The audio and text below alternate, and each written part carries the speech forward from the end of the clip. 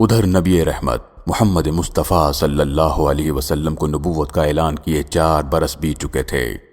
شوال کا مہینہ تھا۔ قبیلہ قریش کے ایک معزز خانوادے بنو تیم کے ایک انتہائی معزز، صاحب علم و حلم، حیا و وفا کے پیکر، عزت و شرافت کے مجسم، سراپا صداقت و دیانت، ابو قحافہ کے بیٹے ابو بکر کے ہاں ایک پیاری سی معصوم سی بیٹی پیدا ہوتی ہے۔ یہ وہ زمانہ تھا جب بیٹیوں کو پیدا ہوتے ہی زندہ درگور کر دیا جاتا تھا، مگر ابو قحافہ کے بیٹے ابو بکر خوشی سے جھوم رہے تھے، آنکھیں مسرت سے پرنم، جبکہ زباں پر شکر خداوندی کے کلمات تھے۔ ابو بکر کے آنگن میں جو یہ نئی کلی کھلی، اس کا نام عائشہ رکھا گیا۔ یہ پیاری سی بچی سرخ و سفید تھی، چنانچہ اسی مناسبت سے اس معصوم سی بچی کو حمیرہ کا لقب ملا۔ اس خوبصورت اور معصوم بچی کے چہرے سے گویا ایک نور پھوٹتا تھا، آنکھوں سے ذہانت ٹپکتی تھی، جبکہ پیشانی سے عزت و شرف جھلکتا تھا۔ محسوس یہ ہوتا تھا کہ یہ چھوٹی سی بچی کسی بڑے مقصد کے لیے پیدا کی گئی ہے۔ اس بچی کی والدہ ام رومان اپنی ننھی سی گڑیا کو دیکھ دیکھ کر مسرور تھی۔ بھائی عبد الرحمن اپنی پیاری سی بہن پا کر خوشی سے اسے لپٹے جا رہا تھا۔ مورخین و محققین اس پر متفق ہیں کہ یہ بچی کے جس کا نام عائشہ رکھا گیا، اسلام میں وہ پہلا بچہ ہے جو پیدائشی مسلمان ہے، کہ جس کا باپ مسلمان، کہ جس کی ماں مسلمان۔ گویا آپ یہ کہہ سکتے ہیں کہ اس معصوم، پیاری اور خوش بخت بچی نے جب دنیا میں اپنی آنکھیں کھولی تو اس کی نگاہیں کفر و شرک کو دیکھنے سے پاک رہیں۔ اس بختاور بچی نے دنیا میں آتے ہی اپنے کانوں میں جو سب سے پہلی صدا سنی، وہ اللہ وحدہ لا شریک کی کبریائی اور نبی آخر الزماں صلی اللہ علیہ وسلم کی رسالت کی شہادت تھی۔ آپ رضی اللہ تعالیٰ عنہ کا نام عائشہ، لقب حمیرہ اور کنیت ام عبداللہ ہے۔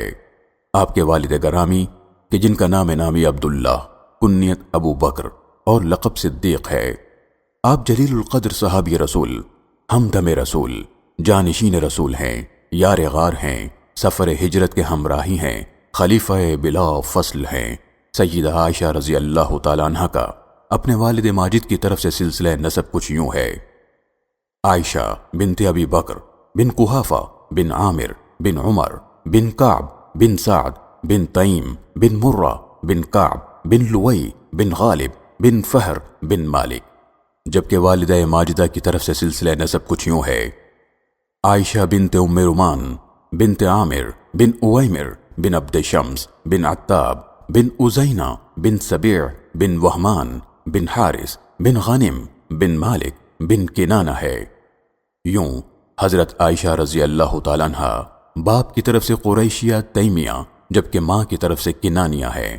رسول اللہ صلی اللہ علیہ وسلم اور سیدہ عائشہ رضی اللہ تعالیٰ عنہ کا نسب 7ویں اور 8ویں پشت پر جا کر مل جاتا ہے۔ سیدہ عائشہ صدیقہ رضی اللہ تعالیٰ عنہ بچپن ہی سے انتہا کی ذہین تھیں۔ کیوں نہ ہوتی کہ پرورش جس گھرانے میں ہوئی وہ گھرانہ نبی کا عاشق تھا، نبی کا جانثار تھا، نبی کا فیض یافتہ تھا۔ یہ وہ گھرانہ تھا کہ جہاں نبی کا بسیرا تھا۔ رسول اللہ صلی اللہ علیہ وسلم ایک مرتبہ اپنے یار غار حضرت صدیق اکبر رضی اللہ تعالیٰ عنہ کے گھر تشریف لائے تو دیکھا کہ عائشہ ایک کھلونے سے کھیل رہی تھی۔ وہ کھلونا ایک گھوڑا تھا جس کے پر بھی تھے۔ آپ صلی اللہ علیہ وسلم نے مسکرا کر پوچھا: اے عائشہ، یہ کیا ہے؟ سیدہ نے جواب دیا: گھوڑا ہے۔ آپ صلی اللہ علیہ وسلم نے فرمایا: ارے گھوڑے کے تو پر نہیں ہوتے۔ تب سیدہ عائشہ نے برجستہ جواب دیا کہ کیوں نہیں ہوتے؟ حضرت سلیمان کے گھوڑے کے تو پر تھے۔ آپ صلی اللہ علیہ وسلم ایک معصوم سی بچی سے یہ جواب سن کر مسکرا دیے۔ گویا حضرت عائشہ رضی اللہ تعالیٰ عنہ انتہائی کم عمری ہی میں علم و فضل کے زیور سے آراستہ تھیں، اور اسی سے آپ کی فطری ذہانت و ذکاوت، حاضر جوابی اور سرعت فہم کا اندازہ ہوتا ہے۔ 9 عمری ہی میں سیدہ عائشہ رضی اللہ تعالیٰ عنہ کے والدین نے آپ کی نسبت جبیر ابن مطعم کے بیٹے سے طے کر دی تھی۔ دوسری جانب نبی کل جہاں سرور سروراں صلی اللہ علیہ وسلم کی حیات مبارکہ میں ایک انتہائی دلخراش واقعہ پیش آتا ہے، جب آپ کی زوجہ طیبہ حضرت خدیجۃ الکبریٰ رضی اللہ تعالیٰ عنہ منشاء خداوندی سے انتقال فرما جاتی ہیں۔ سیدہ خدیجہ رضی اللہ تعالیٰ عنہ آپ کی شریک حیات تھیں، غم گزار تھیں، آپ کی غمی و خوشی کی ساتھی تھیں، آپ کو سیدہ خدیجہ کی جدائی کا بہت صدمہ ہوا۔ آپ صلی اللہ علیہ وسلم کی کیفیت رنج و ملال میں ڈھل گئی۔ آپ صلی اللہ علیہ وسلم اپنے آپ کو تنہا محسوس کرنے لگے۔ آپ صلی اللہ علیہ وسلم کی اس کیفیت کو دیکھ کر آپ کے جانثاروں میں بھی رنج و غم کے آثار نمایاں ہونے لگے۔ آپ صلی اللہ علیہ وسلم کے ساتھی، آپ کے ہمدم، آپ کے دوست سبھی دل گرفتہ تھے۔ وقت دھیرے دھیرے گزرتا رہا۔ ایک دن آپ صلی اللہ علیہ وسلم کے ایک ساتھی حضرت عثمان ابن مظعون کی اہلیہ حضرت خولہ بنت حکیم آپ کے پاس آئیں اور عرض کرنے لگیں کہ آپ کی تنہائی سے ہم رنجیدہ ہیں، غمگین ہیں، ہم چاہتے ہیں کہ آپ کی تنہائی ختم ہو۔ رسول اللہ صلی اللہ علیہ وسلم نے فرمایا کہ کیا کہنا چاہتی ہیں؟ حضرت خولہ بنت حکیم نے کہا کہ آپ نکاح فرما لیں، میری نظر میں 2 رشتے ہیں، ایک کنواری اور ایک بیوہ ہیں۔ آپ صلی اللہ علیہ وسلم نے فرمایا کون ہے؟ حضرت خولہ نے کہا کہ بیوہ تو سودا بنت زمعہ ہے، جبکہ کنواری آپ کے دوست ابو بکر کی صاحبزادی عائشہ ہیں۔ آپ صلی اللہ علیہ وسلم نے توقف فرمایا اور پھر کہا کہ عائشہ سے متعلق بات کرو۔ چنانچہ وہ حضرت عائشہ رضی اللہ تعالیٰ عنہ کے گھر آئیں اور حضرت ابو بکر سے بات کی۔ جاہلیت کے زمانے میں دستور تھا کہ جس طرح سگے بھائیوں کے بچوں سے نکاح نہیں ہو سکتا تھا، اسی طرح منہ بولے بھائیوں کی اولاد سے بھی رشتہ نہیں کرتے تھے۔ چنانچہ حضرت ابو بکر نے کہا کہ محمد اپنی بھتیجی سے کیسے نکاح کر سکتے ہیں؟ حضرت خولہ رسول اللہ صلی اللہ علیہ وسلم کے پاس آئیں اور ابو بکر کا خدشہ ظاہر کیا تو رسول اللہ صلی اللہ علیہ وسلم نے فرمایا ابو بکر میرے دینی بھائی ہیں، اس طرح کے بھائیوں کی اولاد سے نکاح جائز ہے۔ چنانچہ حضرت ابو بکر کو معلوم ہوا تو وہ بہت خوش ہوئے اور فوراً قبول کر لیا۔ لیکن دوسری جانب سیدہ عائشہ رضی اللہ تعالیٰ عنہ کی نسبت کم عمری ہی میں جبیر ابن مطعم کے بیٹے سے طے ہو چکی تھی، لہٰذا صدیق اکبر نے جبیر سے جا کر پوچھا کہ تم نے اپنے بیٹے سے میری بیٹی کی نسبت طے کی تھی، اب کیا کہتے ہو؟ جبیر نے اپنی بیوی سے پوچھا۔ اس وقت تک جبیر کا خاندان اسلام سے آشنا نہ تھا۔ اس کی بیوی نے کہا کہ یہ نئے دین کے پیروکار ہیں، ان کی بچی ہمارے گھر میں آئے گی تو ہمارا بچہ بھی بے دین ہو جائے گا، لہٰذا ہمیں قبول نہیں۔ یوں جبیر ابن مطعم کے انکار کے بعد حضرت صدیق اکبر نے رسول اللہ صلی اللہ علیہ وسلم کا پیغام قبول فرما لیا اور اپنی پیاری سی بیٹی سیدہ عائشہ کی نسبت ان سے جڑ گئی کہ جن کی نسبت ہی سے ذرے ذرے کو شرف و عزت حاصل ہے۔ بنو ہاشم اور بنو تیم اب دوستی و ہم نشینی سے بڑھتے ہوئے اب رشتہ داری کے بندھن میں تبدیل ہو گئے۔ چنانچہ ہجرت سے 3 سال، یہ ایک دوسری روایت کے مطابق ہجرت سے 1 سال قبل شوال کے مہینے میں سیدہ عائشہ رضی اللہ تعالیٰ عنہ رسول اللہ صلی اللہ علیہ وسلم کے نکاح میں آ گئیں۔ آپ کے والد گرامی حضرت ابو بکر نے خود نکاح پڑھایا اور 500 درہم حق مہر مقرر ہوا۔ سیدہ عائشہ رضی اللہ تعالیٰ عنہ کی ولادت باسعادت بھی ماہ شوال میں ہوئی اور نکاح بھی شوال کے مہینے میں ہوا۔ رسول اکرم صلی اللہ علیہ وسلم کو سیدہ عائشہ سے نکاح کی بشارت خواب میں دے دی گئی تھی۔ آپ صلی اللہ علیہ وسلم کا بیان ہے، ایک دن خواب میں جبرائیل امین میرے پاس آئے، ان کے ہاتھوں میں ریشمی کپڑے میں لپٹی کوئی چیز تھی۔ میں نے پوچھا کہ جبرائیل یہ کیا ہے؟ تو جبرائیل نے وہ ریشمی کپڑے میں لپٹی چیز مجھے دیتے ہوئے کہا آپ خود دیکھیے، رب نے انہیں آپ کے لیے بنایا ہے۔ جب رسول اللہ صلی اللہ علیہ وسلم نے اسے کھولا تو اندر عائشہ رضی اللہ تعالیٰ عنہ کا عکس تھا۔ یوں جو اب تک صرف عائشہ تھیں اب تا قیامت ام المومنین ہو چکی تھیں۔ رب کی حکمتیں بھی عجیب ہیں، انسانی تخیل وہاں پہنچ نہیں پاتا جہاں ہمارے پروردگار کی حکمتیں جلوہ گر ہوتی ہیں۔ پہلے سیدہ طاہرہ عائشہ کو ایسے گھرانے میں پیدا کیا جو انبیاء و رسل کے بعد سب سے بہترین گھرانہ تھا۔ سیدہ عفیفہ عائشہ نے آنکھیں کھولیں تو وہ چہرہ دیکھا جو انبیاء و رسل کے بعد رب کو سب سے زیادہ پیارا تھا۔ سیدہ عائشہ نے اس بابرکت انسان کے گھر کی زینت بننا تھا جو فخر انسانیت ہے، جو خیر البشر ہے، رب کا وہ پیغمبر جو فاران کی چوٹیوں پہ کھڑا ہو کر اپنے رب کی وحدانیت کا اعلان کرتا ہے۔ اس عظیم پیغمبر کے لیے پروردگار نے ساتھی بھی ایسا چنا جو سچے موتی کی طرح کفر و شرک کے سائے سے بھی پاک و منزہ تھا۔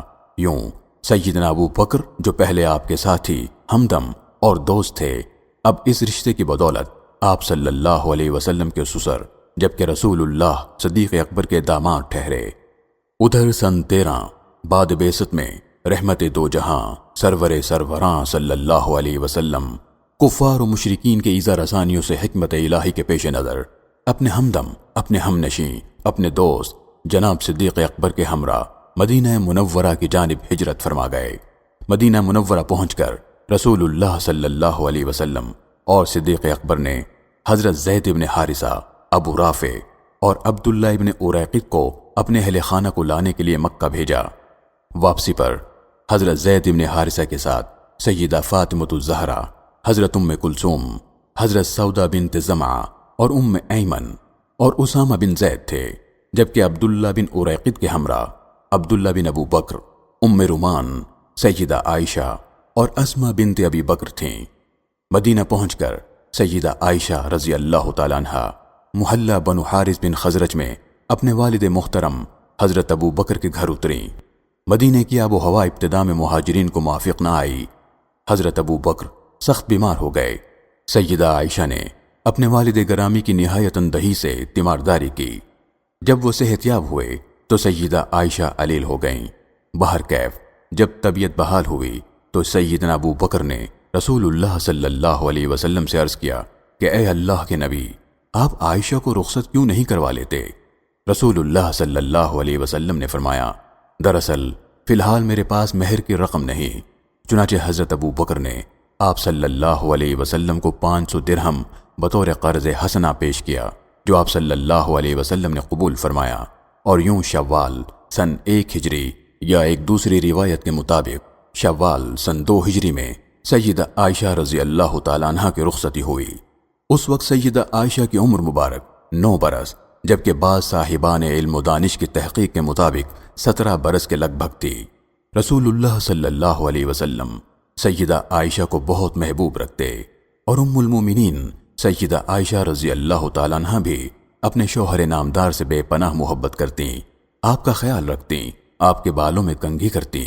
گویا یوں کہہ لیجئے کہ اس بزم افلاک کو جس شخصیت، جس ذات کے واسطے بنایا اور سجایا گیا تھا، جس مبارک دلہے کی خاطر اس کائنات میں روشنیاں بکھیری گئی تھیں، آج اس پاک تینت و پاک باز دلہا کو سچے موتی کی طرح پاک دامن و پاک باز دلہن عطا کی گئی۔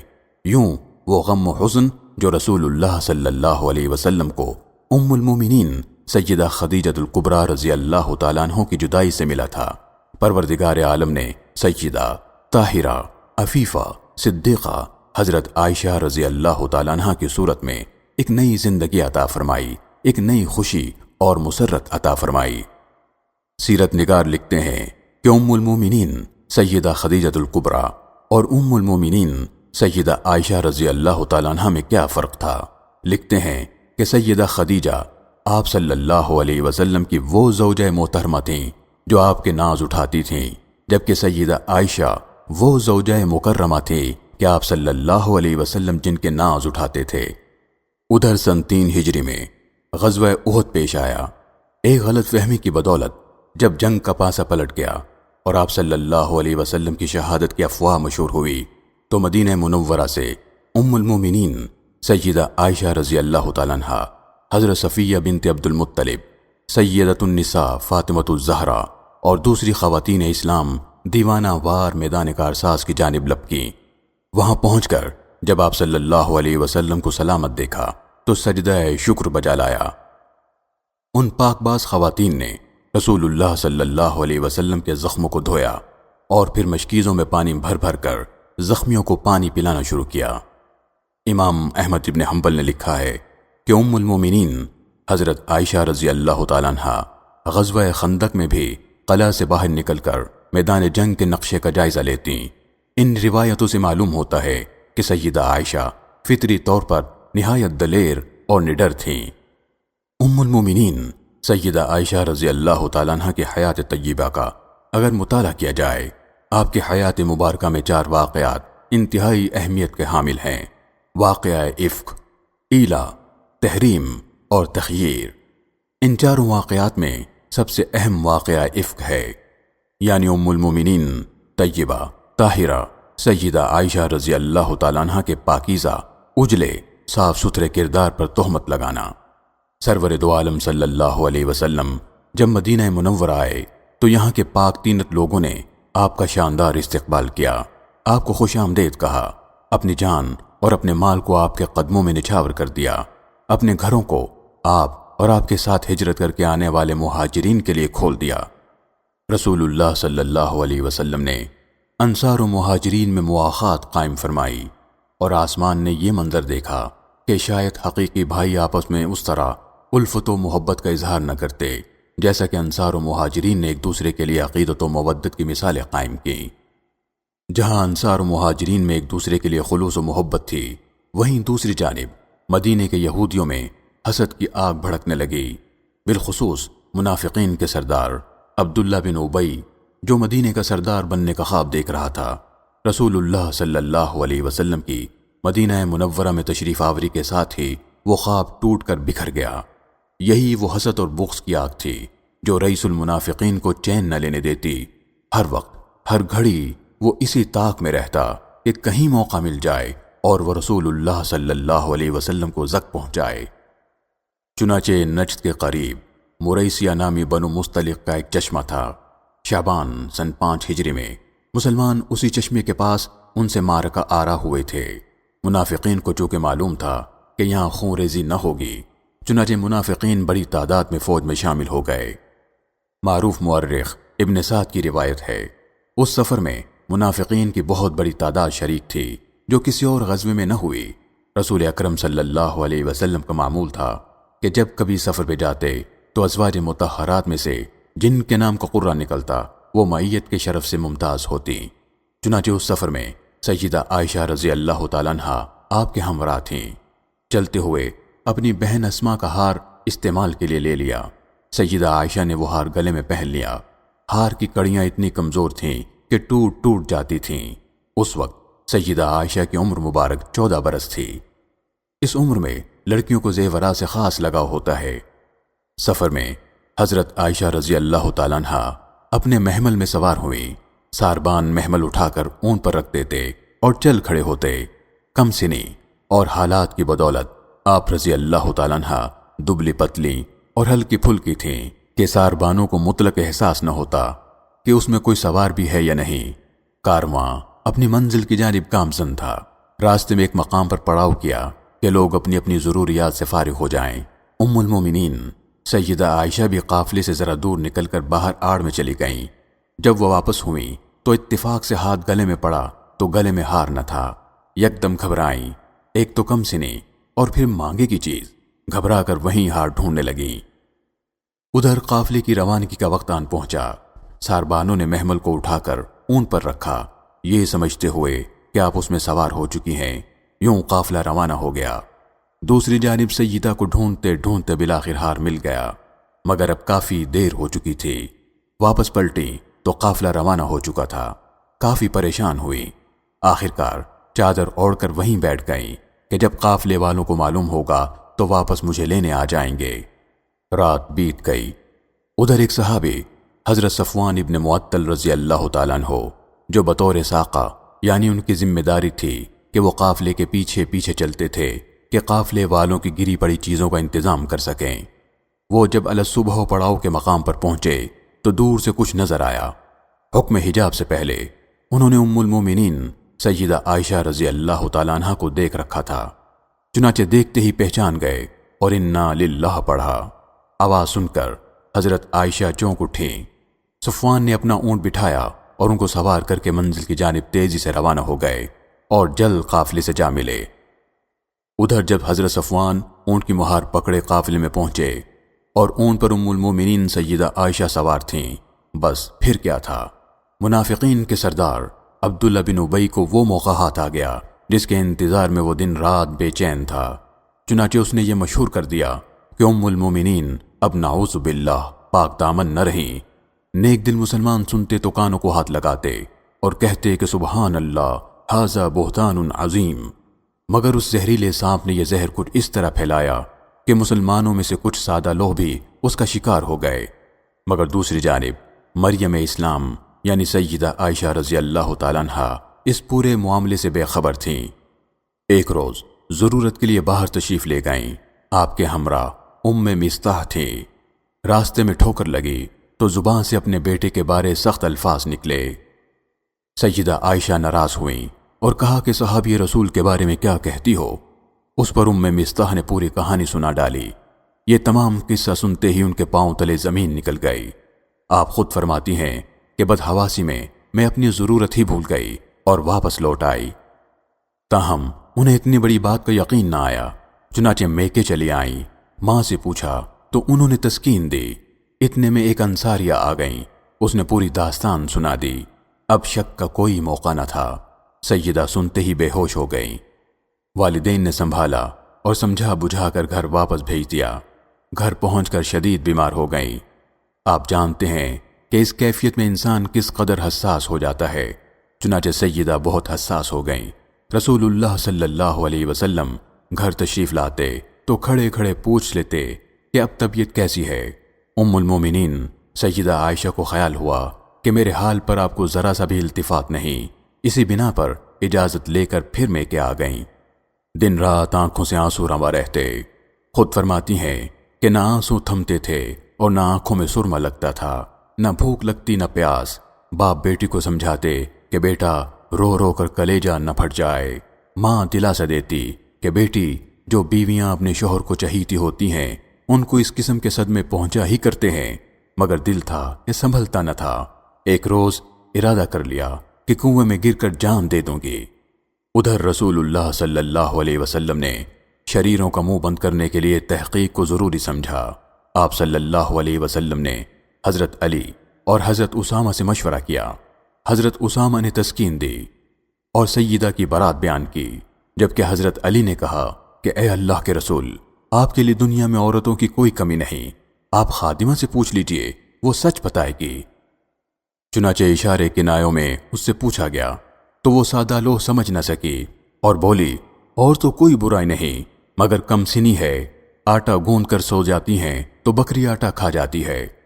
آخر صاف لفظوں میں پوچھا گیا تو وہ حیران ہو کر بول اٹھی، سبحان اللہ، اللہ کی قسم، جس طرح سنار کھرے سونے کو پہچانتا ہے میں اسی طرح ان کو جانتی ہوں۔ سوکنوں میں سے حضرت زینب رضی اللہ تعالیٰ عنہ کو سیدہ عائشہ کی ہمسری کا دعویٰ تھا، مگر جب ان سے پوچھا گیا تو فوراً بول اٹھیں کہ واللہ عائشہ میں بھلائی کے سوا کچھ نہیں جانتی۔ پھر آپ صلی اللہ علیہ وسلم نے مسجد میں تمام صحابہ کو جمع فرمایا اور ایک مختصر بیان میں حرم نبوت کی پاکی و طہارت اور عبداللہ بن ابی کی خباثت کا تذکرہ کیا۔ یہاں سے اٹھ کر آپ صلی اللہ علیہ وسلم حضرت عائشہ کے پاس تشریف لائے۔ سیدہ کی آنکھوں سے آنسو روا تھے۔ آپ صلی اللہ علیہ وسلم سیدہ کے قریب بیٹھے اور فرمایا، اے عائشہ، اگر تم مجرم ہو تو توبہ کرو، اللہ قبول فرمائے گا، ورنہ اللہ خود تمہاری پاک دامنی کی گواہی دے گا۔ سیدہ عائشہ رضی اللہ تعالیٰ عنہ کہتی ہیں کہ رو رو کر میرے آنسو خشک ہو چکے تھے۔ دل نے اپنی برات کے یقین کی بنا پر اطمینان محسوس کیا اور پھر جواب دیا کہ اگر میں اقرار کر لوں تو اللہ خوب جانتا ہے کہ میں بے گناہ ہوں، اور اگر میں انکار کر دوں تو لوگ کب باور کریں گے؟ میری حالت اس وقت یوسف کے باپ جیسی ہے کہ جنہوں نے کہا تھا کہ فصبر جمیل۔ منافقین نے اس فتنہ انگیزی سے جو مقاصد پیش نظر رکھے تھے وہ کچھ یوں تھے، نعوذ باللہ، پیغمبر اسلام اور صدیق اکبر کی نام کی اہانت اور بدنامی، خاندان نبوی میں تفریق اور اسلام کی برادرانہ اتحاد اور اجتماعی قوت میں رکھنا۔ یہ تینوں مقاصد منافقین ایک ایک کر کے حاصل کر چکے تھے، مگر وہ یہ نہ جانتے تھے کہ عزت و ذلت تو فقط پروردگار عالم کے دست قدرت میں ہیں۔ وہ جسے چاہتا ہے عزت دیتا ہے اور جسے چاہتا ہے ذلیل کر دیتا ہے۔ وہی ہے جو بہترین تدبیر کرنے والا ہے۔ پروردگار نے جب عائشہ کو اپنے محبوب کے لیے چنا تو یہ کیسے ممکن تھا کہ وہ پاکیزہ نبی کہ پاکیزگی و طہارت بھی آقا کے قدموں پہ جا نثار ہوں، وہ پیارا نبی کہ جس کے بدن اطہر پر خدا مکھی کو نہ بیٹھنے دے، وہ معزز رسول کہ جن کا سایہ نہ ہو کہ مبادہ زمین پہ پڑے، وہ پروردگار یہ کیسے گوارا کر سکتا تھا کہ وہ ایسی خاتون کو آپ کے حرم میں شامل کر دے جس کا کردار مشکوک ہو۔ ایک الزام حسن کے پیکر یوسف پر بھی لگا، مگر ان کے پاک دامن ہونے کی گواہی دنیاوی اسباب سے دی گئی۔ ایک گھناؤنا الزام مقدسہ مریم پر بھی لگا۔ ان کے باکردار اور پاک دامن ہونے کی گواہی جھولے میں پڑے معصوم عیسیٰ ابن مریم نے دی، مگر اب معاملہ نبی کل جہاں کا تھا، سروریں سروراں کا تھا۔ الزام حرم نبی المشرقین والمغربین پر تھا، انگلیاں حرم پیغمبر آخر الزماں پر اٹھی تھیں۔ چنانچہ پروردگار عالم نے سیدہ کی پاک دامنی کے لیے خود قرآن میں سورہ نور میں آیات نازل فرمائیں۔ ادھر رسول اکرم صلی اللہ علیہ وسلم کی کیفیت بدلنے لگی، مبارک جمی پر شبنم کے قطرے موتیوں کی طرح چمکنے لگے۔ ام المومنین سیدہ عائشہ رضی اللہ تعالیٰ عنہ جان گئیں کہ رب کا پیغام لے کر جبرائیل امین آ گئے۔ رسول اللہ صلی اللہ علیہ وسلم پر وحی کی کیفیت طاری ہوئی، اور پھر چند لمحات کے بعد آپ صلی اللہ علیہ وسلم نے مبارک آنکھیں کھولیں، چہرے پہ اطمینان اور لبوں پہ مسکراہٹ تھی، اور پھر یہ آیات بینات تلاوت فرمائیں۔ ان الذین جاؤوا بالافک، یعنی جن لوگوں نے یہ افطرا باندھا ہے وہ تمہیں میں سے کچھ لوگ ہیں۔ تم اس کو اپنے لیے برا نہ سمجھو، اس میں تمہاری بہتری تھی کہ مومنین اور منافقین میں تمیز ہو گئی۔ ہر شخص کو حصے کے مطابق گناہ، اور جس کا اس میں بڑا حصہ تھا اس کو سخت عذاب ہوگا۔ جب تم نے یہ سنا تو مومن مردوں اور مومن عورتوں نے اپنے بھائی اور بہنوں کی نسبت نیک گمان کیوں نہ کیا، اور کیوں نہ کہا کہ یہ صریح تہمت ہے، اور کیوں نہیں ان افطرا پردازوں نے 4 گواہ پیش کیے، اور جب گواہ پیش نہیں کیے تو یہ بہتان باز لوگ اللہ کے نزدیک جھوٹے ٹھہرے۔ اگر اللہ کی عنایت و مہربانی دین و دنیا میں تمہارے شامل حال نہ ہوتی تو جو افواہ تم نے اڑائی تھی اس پر تم کو سخت عذاب پہنچتا۔ جب تم اپنی زبان سے اسے پھیلا رہے تھے اور منہ سے وہ بات نکال رہے تھے جس کا تم کو علم نہ تھا، اور تم اس کو ایک معمولی بات سمجھ رہے تھے، حالانکہ اللہ کے نزدیک وہ بڑی بات تھی، تم نے ایسی بات سننے کے بعد یہ کیوں نہ کہا کہ ہم کو ایسی ناروا بات منہ سے نہیں نکالنی چاہیے؟ اللہ پاک ہے، یہ بہت بڑا بہتان ہے۔ اللہ تمہیں نصیحت کرتا ہے کہ اگر تم سچے مومن ہو تو ایسی بات نہ کرو۔ اللہ اپنے احکام بیان فرماتا ہے اور وہ دانا و حکمت والا ہے۔ جو لوگ یہ چاہتے ہیں کہ مسلمانوں میں برائی پھیلے، ان کے لیے دین و دنیا میں دردناک سزا ہے۔ اللہ سب جانتا ہے اور تم کچھ نہیں جانتے۔ اور پھر سورہ نور ہی میں آیت نمبر 23 اور آیت نمبر 24 میں فرمایا، ان الذین یرمون المحصنات، یعنی جو لوگ بھولی بھالی پاک دامن با ایمان بیویوں پر تہمت لگاتے ہیں وہ دنیا اور عقبہ دونوں میں ملعون ہوں گے، اور ان کو بڑا بھاری عذاب ہوگا اس دن جب خود ان کی زبانیں اور ان کے ہاتھ پاؤں ان کے کرتوتوں کی گواہی دیں گے۔ ادھر یہ سب سن کر سیدہ کی ماں خوشی سے جھوم اٹھی اور کہا، لو بیٹا اٹھو اور اپنے شوہر کے قدم لو۔ سیدہ عائشہ نے فطری ناز کے تحت جواب دیا کہ میری برات، میری بے گناہی رب نے بیان کی تو میں فقط اپنے پروردگار کا شکر ادا کرتی ہوں۔ یہ ناز، یہ ادا دیکھ کر رسول اللہ صلی اللہ علیہ وسلم بھی مسکرا دیے۔ اس کے بعد قانون ازالہ کے تحت 3 مجرموں کو 80 کوڑوں کی سزا دی گئی۔ یہ سیدہ عائشہ ہی کی شان تھی، بلکہ یوں کہیے کہ در حقیقت یہ نبی آخر الزماں کی عزت تھی کہ پروردگار عالم نے خود قرآن کی صورت میں حرم نبوی کی پاکیزگی و پاک دامنی بیان کی، اور قیامت تک کے لیے ام المومنین سیدہ عائشہ کی پاک دامنی کو قرآن کا حصہ بنا دیا، بلکہ سورہ نور ہی میں ایک مقام پر ایک اور اصول بیان فرما دیا۔ فرمایا، وَالطَّيِّبَاتُ لِلطَّيِّبِينَ وَالطَّيِّبُونَ لِلطَّيِّبَاتِ أُولَئِكَ مُبَرَّؤُونَ مِمَّا يَقُولُونَ لَهُمْ مَغْفِرَةٌ وَرِزْقٌ كَرِيمٌ۔ اور پاک عورتیں پاک مردوں کے لیے ہیں، اور پاک مرد پاک عورتوں کے لیے ہیں۔ یہ پاک لوگ ان کی جھوٹی باتوں سے بری ہیں، اور ان کے لیے بخشش اور نیک روزی ہے۔ رسول اللہ صلی اللہ علیہ وسلم ازواج مطہرات میں سے سیدہ عائشہ کو بہت محبوب رکھتے۔ مسند ابو داؤد میں ہے کہ آپ صلی اللہ علیہ وسلم فرمایا کرتے کہ میں تو سب بیویوں میں برابر کا سلوک کرتا ہوں، مگر دل میرے بس میں نہیں کہ وہ عائشہ کو زیادہ محبوب رکھتا ہے، اے اللہ اسے معاف فرما۔ سرور دو عالم صلی اللہ علیہ وسلم طہارت و پاکیزگی کا بہت اہتمام فرماتے اور اپنی مسواک بار بار دھلوایا کرتے۔ اس خدمت کی انجام دہی سیدہ عائشہ ہی کے سپرد تھی۔ حضرت عائشہ رضی اللہ تعالیٰ عنہ بھی آپ صلی اللہ علیہ وسلم پر جان چھڑکتی تھیں۔ ایک مرتبہ آپ صلی اللہ علیہ وسلم سفر میں تھے، سیدہ عائشہ بھی ہمراہ تھیں۔ ہار پھر گم ہوا۔ آپ صلی اللہ علیہ وسلم نے صحابہ کو ہار ڈھونڈنے کے لیے بھیجا۔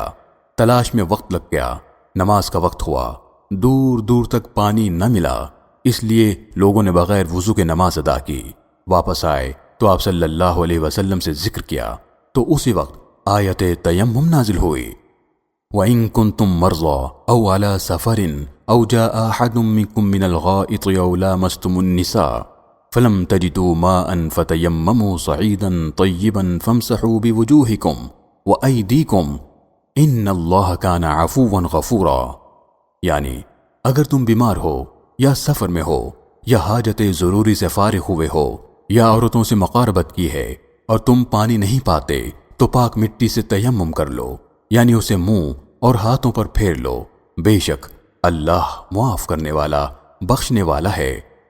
جب یہ آیت مبارکہ نازل ہوئی تو صحابی رسول حضرت اسید بن حضیر رضی اللہ تعالیٰ عنہ نے اسے سیدہ کی عظمت اور شان سمجھا اور ان سے مخاطب ہو کر کہا کہ اے ام المومنین، خدا آپ کو جزا دے، آپ کو کوئی حادثہ ایسا پیش نہیں آیا کہ جس سے خدا نے آپ کو نکلنے کا راستہ نہیں بتایا اور مسلمانوں کے لیے وہ ایک برکت ثابت ہوا۔ جب حضرت عائشہ رضی اللہ تعالیٰ عنہ کی ازدواجی زندگی کے 9 برس گزر گئے تو آقا دو جہاں صلی اللہ علیہ وسلم مرض الوفات میں مبتلا ہوئے۔ آپ صلی اللہ علیہ وسلم 13 دن علیل رہے۔ ان 13 دنوں میں آپ صلی اللہ علیہ وسلم 5 دن دیگر ازواج مطہرات کے ہاں قیام پذیر رہے، جبکہ 8 روز سیدہ عائشہ رضی اللہ تعالیٰ عنہ کے ہاں قیام فرمایا۔ شدت مرض میں کمزوری کی وجہ سے آپ صلی اللہ علیہ وسلم اپنی مسواک سیدہ عائشہ کو دیتے، آپ اسے دانتوں سے نرم کر دیتی اور آپ صلی اللہ علیہ وسلم اسے استعمال فرماتے۔ سیدہ عائشہ آپ کی حالت و کیفیت کو دیکھ دیکھ کر مغموم ہوتی، پرنم آنکھوں سے اپنی گود میں رکھے آقا دو جہاں کے چہرے انور کو تکتی رہتی۔ بالآخر 9 یا 12 ربیع الاول سن 11 ہجری فرشتہ اجل حاضر ہوتا ہے، اجازت طلب کرتا ہے۔ سرور دو عالم صلی اللہ علیہ وسلم کا سر مبارک اس وقت بھی ام المومنین سیدہ عائشہ رضی اللہ تعالیٰ عنہ کی گود میں تھا۔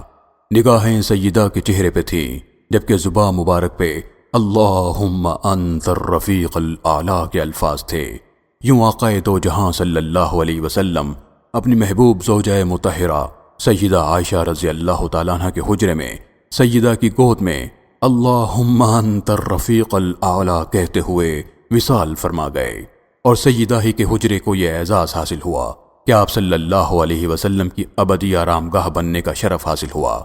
آج بھی جب دنیا بھر سے عشاق رسول روضہ رسول پر حاضر ہوتے ہیں تو وہ سیدہ عائشہ ہی کا مبارک حجرہ ہے۔ جب رسول اللہ صلی اللہ علیہ وسلم کا وصال ہوا، سیدہ کی عمر 18 برس تھی۔ 48 برس سیدہ نے عالم بے وگی میں بسر کیے۔ اس تمام عرصے میں وہ عالم اسلام کے لیے رشد و ہدایت، علم و فضل اور خیر و برکت کا عظیم مرکز رہی۔ سیدہ عائشہ سے 2210 احادیث مروی ہیں۔ بعض علماء کرام کا قول ہے کہ احکام شریعہ کا 1/4 حصہ سیدہ عائشہ سے منقول ہے۔ بڑے بڑے جلیل القدر اصحاب پیغمبر ان کی خدمت میں حاضر ہو کر ہر قسم کے مسائل کا حل پوچھا کرتے۔ حضرت ابو موسیٰ اشعری رضی اللہ تعالیٰ عنہ فرماتے ہیں کہ ہم لوگوں کو کوئی ایسی مشکل پیش نہ آتی جس کا علم سیدہ عائشہ کو نہ ہوتا، یعنی ہر مسئلے میں انہیں سرور دو عالم صلی اللہ علیہ وسلم کا اسوہ معلوم ہوتا۔ حضرت عروہ ابن زبیر کا قول ہے کہ میں نے قرآن، حدیث، فقہ، تاریخ اور علم الانساب میں ام المومنین سیدہ عائشہ سے بڑھ کر کسی کو نہ دیکھا۔ احنف ابن قیس اور موسیٰ ابن طلحہ کہتے ہیں کہ سیدہ عائشہ رضی اللہ تعالیٰ عنہ سے بڑھ کر ہم نے کسی کو فصیح اللسان نہ دیکھا۔ کتب سیر میں متعدد روایات ملتی ہیں کہ جن سے ثابت ہوتا ہے کہ حضرت عائشہ رضی اللہ تعالیٰ عنہ کو دینی علوم کے علاوہ طب، تاریخ اور شعر و ادب میں بھی دستگاہ حاصل تھی۔ فی الحقیقت سیدہ عائشہ کا پایا علم اس قدر بلند تھا کہ اس کو بیان کرنے کے لیے عمر خضر درکار ہے۔ بہت سے اہل سیر کے نزدیک علمی کمالات، دینی خدمات اور سرور دو عالم صلی اللہ علیہ وسلم کی تعلیمات و ارشادات کے نشر و اشاعت کے اعتبار سے صدیقہ کبریٰ کا کوئی حریف نہیں۔ اگر انہیں محسنہ امت کہا جائے تو اس میں مطلق کوئی مبالغہ نہیں ہوگا۔ سیدہ عائشہ رضی اللہ تعالیٰ عنہ کے تلامذہ اور مستفیدین کی تعداد 200 کے لگ بھگ بیان کی جاتی ہے، جن میں متعدد اکابر صحابہ کے علاوہ تابعین کی ایک بڑی تعداد شامل ہے۔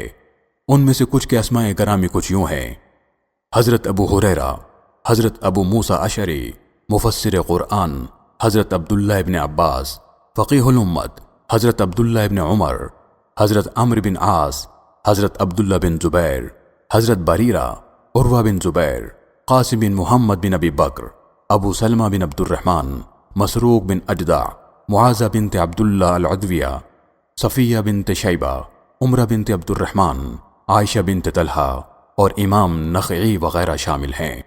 ام المومنین سیدہ عائشہ رضی اللہ تعالیٰ عنہ جو حدیث روایت کرتیں، اکثر اس کا پس منظر اور اسباب و علل بھی بیان فرماتیں۔ سیدہ ہمیشہ رسول اللہ صلی اللہ علیہ وسلم کے حدیث اور افعال کے حقیقی روح تک پہنچنے کی کوشش کرتیں۔ محدثین نے متعدد ایسی روایات نقل کی ہیں جن میں سیدہ عائشہ نے دوسرے صحابہ سے اختلاف کیا ہے۔ مثلا حضرت عائشہ رضی اللہ تعالیٰ عنہ کے سامنے کسی نے کہا کہ ابو ہریرہ کہتے ہیں کہ 3 چیزیں نجس ہیں: عورت، گھر اور گھوڑا۔ حضرت عائشہ رضی اللہ تعالیٰ عنہ نے فرمایا کہ ابو ہریرہ نے آدھی بات سنی۔ جب ابو ہریرہ آئے تو نبی اکرم صلی اللہ علیہ وسلم پہلا فقرہ مکمل فرما چکے تھے، وہ یہ کہ یہودی کہتے ہیں کہ نحوست 3 چیزوں میں ہے: عورت، گھر اور گھوڑا۔ حضرت عبداللہ ابن عمر اور عبداللہ ابن عباس رضی اللہ تعالیٰ عنہما روایت کرتے تھے کہ مردے پر اہل خانہ کے رونے سے عذاب ہوتا ہے۔ جب سیدہ نے یہ روایت سنی تو فرمایا، حقیقت یہ ہے کہ رسول اللہ صلی اللہ علیہ وسلم ایک یہودیہ کے جنازے سے گزرے، اس کے عزیز و اقارب رو رہے تھے۔ آپ صلی اللہ علیہ وسلم نے فرمایا، لوگ رو رہے ہیں جبکہ اس کو عذاب ہو رہا ہے، یعنی وہ اپنے اعمال کی سزا بھگت رہی ہے۔ حضرت ابو سعید خدری رضی اللہ تعالیٰ عنہ ایک جلیل القدر صحابی ہیں۔ جب ان کا وقت وفات قریب آیا تو انہوں نے نئے کپڑے منگوا کر پہنے اور فرمایا، آپ صلی اللہ علیہ وسلم کا ارشاد ہے کہ مسلمان جس لباس میں مرتا ہے اسی میں اٹھایا جائے گا۔ سیدہ نے سن کر فرمایا، اللہ ابو سعید پر رحم فرمائے۔ لباس سے مراد آپ صلی اللہ علیہ وسلم کی اعمال تھے۔ ان چند مثالوں سے واضح ہوتا ہے کہ ام المومنین سیدہ عائشہ رضی اللہ تعالیٰ عنہ کا علمی مقام کس قدر بلند تھا۔ فضائل و اخلاق کے لحاظ سے بھی سیدہ عائشہ کا رتبہ بہت بلند تھا۔ آپ بے حد فیاض، مہمان نواز، سخی اور غریب پرور تھیں۔ ایک مرتبہ حضرت عبداللہ بن زبیر رضی اللہ تعالیٰ عنہ نے سیدہ کو 1,00,000 درہم بھجوائے۔ انہوں نے اسی وقت کل رقم غریبوں، فقیروں، مسکینوں اور یتیموں میں تقسیم کر دی۔ آپ اس دن روزے سے تھیں۔ شام ہوئی تو خادمہ نے کہا، ام المومنین، کیا ہی اچھا ہوتا کہ آپ اس رقم سے کچھ گوشت خرید لیتی۔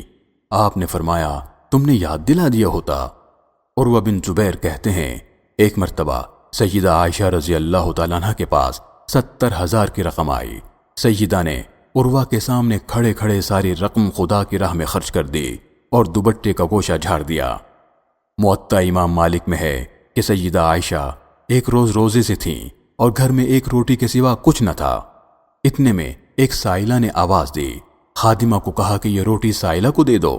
خادمہ نے کہا کہ شام افطار کے لیے کچھ نہ ہوگا۔ سیدہ نے فرمایا، تم یہ اسے دے دو۔ شام ہوئی تو کسی نے بکری کا گوشت ہدیہ بھیج دیا۔ اب خادمہ سے فرمایا، دیکھو اللہ نے روٹی سے بہتر چیز عطا فرما دی۔ ادھر سن 13 ہجری میں حضرت عائشہ رضی اللہ تعالیٰ عنہ سایہ پدری سے بھی محروم ہو گئیں اور عہد فاروقی کا آغاز ہوا۔ حضرت عمر رضی اللہ تعالیٰ عنہ نے تمام ازواج مطہرات کا 10,000 درہم سالانہ وظیفہ مقرر فرمایا۔ البتہ امام حاکم کے قول کے مطابق سیدہ عائشہ رضی اللہ تعالیٰ عنہ کو 12,000 درہم سالانہ ادا کیے۔ اس کی وجہ حضرت عمر یہ بیان فرماتے کہ سیدہ عائشہ رسول اللہ صلی اللہ علیہ وسلم کو زیادہ محبوب تھیں۔ جب حضرت عمر کا وقت آخر قریب آیا تو انہوں نے اپنے فرزند ارجمن حضرت عبداللہ کو ام المومنین کے پاس بھیجا کہ مجھے رسول اللہ کے پہلوئے مبارک میں دفن ہونے کی اجازت میں رحمت فرما دیں۔ سیدہ کی آنکھیں بھیگ گئیں۔ فرمایا، یہ جگہ میں نے اپنی تدفین کے لیے رکھی تھی، لیکن عمر کی خاطر میں اس سے دستبردار ہوتی ہوں۔ یہ سیدہ ہی کا اظہار تھا کہ آج فاروق اعظم سرور کونین صلی اللہ علیہ وسلم کے پہلو میں آرام فرما ہیں۔ عہد عثمانی میں مسلمان خوفناک فتنوں کا شکار ہوئے، مختلف سازشوں اور شورشوں نے سر اٹھایا۔ اسی دوران سیدنا عثمان کو شہید کر دیا گیا، جس کا سیدہ کو بہت رنج اور قلق تھا۔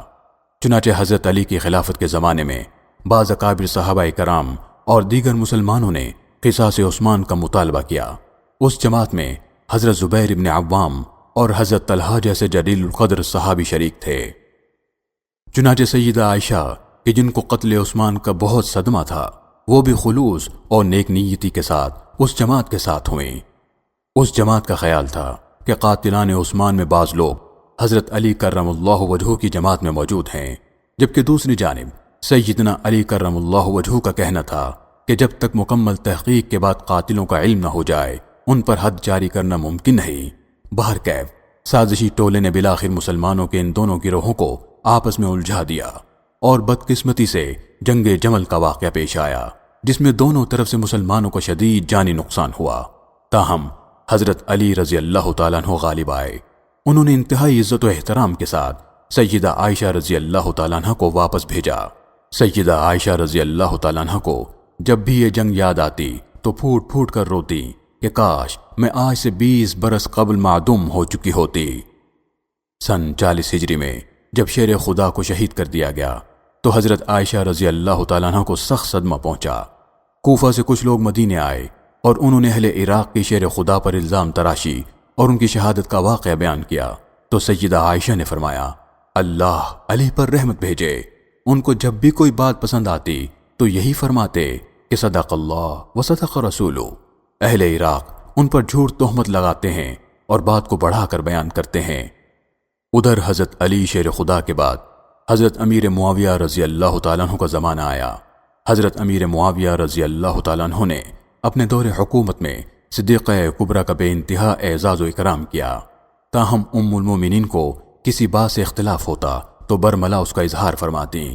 سیدہ نے اپنی زندگی کے 18 سال حضرت امیر معاویہ رضی اللہ تعالیٰ عنہ کے عہد حکومت میں گزارے۔ یہ پورا زمانہ بالعموم سیدہ عائشہ نے جزوی اوقات کے سوا خاموشی سے بسر کیا۔ سیدہ عائشہ رضی اللہ تعالیٰ عنہ کی چونکہ کوئی اولاد نہ تھی، چنانچہ رسول اللہ صلی اللہ علیہ وسلم کے ارشاد کے مطابق اپنے بھانجے عبداللہ بن زبیر کے نام پر اپنی کنیت ام عبداللہ رکھی۔ سیرت کی تمام کتابیں سیدہ کے فضائل و مناقب سے بھری پڑی ہیں، مگر چند خصائل ایسے تھے کہ سیدہ خود فرماتی ہیں کہ میں فخر سے نہیں بلکہ بطور تحدیث نعمت کہتی ہوں کہ اللہ نے مجھے چند چیزیں ایسی عطا فرمائی جو دنیا میں میرے سوا کسی اور کو نہ ملے۔ یعنی فرماتی ہیں کہ فقط میں تھی جو ازواج مطہرات میں سے کنوارپن میں آپ صلی اللہ علیہ وسلم کے نکاح میں آئی۔ جبرائیل امین ریشمی کپڑے میں میرا عکس لے کر آپ صلی اللہ علیہ وسلم کے پاس آئے کہ ان سے شادی کر لیں۔ اللہ تعالیٰ نے میرے لیے آیات برات نازل فرمائی۔ میرے ماں باپ دونوں مہاجر تھے۔ نزول وحی کے وقت ازواج مطہرات میں سے صرف میں آپ صلی اللہ علیہ وسلم کے پاس ہوتی۔ میرے گھر میں آپ صلی اللہ علیہ وسلم کا وصال ہوا۔ وصال کے وقت آپ صلی اللہ علیہ وسلم کا سر مبارک میری گود میں تھا۔ میرے حجرے ہی کو آپ صلی اللہ علیہ وسلم کی آخری آرام گاہ بننے کا شرف حاصل ہوا۔ میں نے جبرائیل امین کو اپنی آنکھوں سے دیکھا۔ تمام علماء کرام، تمام صاحبان علم و دانش کا اس پر اتفاق ہے کہ اسلام میں حضرت خدیجۃ الکبریٰ، سیدہ فاطمۃ الزہرا اور سیدہ عائشہ رضی اللہ تعالیٰ عنہ عورتوں میں سب سے افضل ہیں۔ ان تینوں کے فضائل مختلف الجہات ہیں۔ سیدہ عائشہ کو علمی کمالات، دینی خدمات اور سرور کونین صلی اللہ علیہ وسلم کی تعلیمات و ارشادات کے نشر و اشاعت کے اعتبار سے جو درجہ فضیلت حاصل ہے وہ اپنی نظیر آپ ہے۔ ام المومنین، مومنوں کی ماں، سیدہ طاہرہ، عفیفہ، صدیقہ، طیبہ، منزہ، مریم اسلام، ام عبداللہ، حمیرہ بنت ابی بکر زوجہ رسول، حضرت عائشہ صدیقہ رضی اللہ تعالیٰ عنہ بالآخر 67 برس کی عمر میں 17 رمضان المبارک سن 55 ہجری بمطابق 13 جون سن 678 عیسوی کو نماز عشاء کے بعد چند روز کی علالت کے بعد کلمہ توحید کا ورد کرتے ہوئے اپنے اس پروردگار کے حضور پیش ہوئے کہ جس نے قرآن میں آپ کی برات بیان کی۔ آپ کے جنازے میں اس قدر ہجوم تھا کہ اس سے پہلے رات کے وقت اتنا ہجوم کبھی نہ دیکھا گیا تھا۔ حضرت ابو ہریرہ رضی اللہ تعالیٰ عنہ نے آپ کی نماز جنازہ پڑھائی اور آپ کی وصیت کے مطابق آپ کو جنت البقیع میں دفن کیا گیا۔ آپ کے انتقال کی خبر سے دنیا اسلام میں غم و حزن کی لہر پھیل گئی اور آسمان دنیا کچھ یوں گویا ہوا کہ یا ایتھا النفس المطمئنہ ارجعی الی ربک راضیۃ مرضیہ فادخلی فی عبادی وادخلی جنتی۔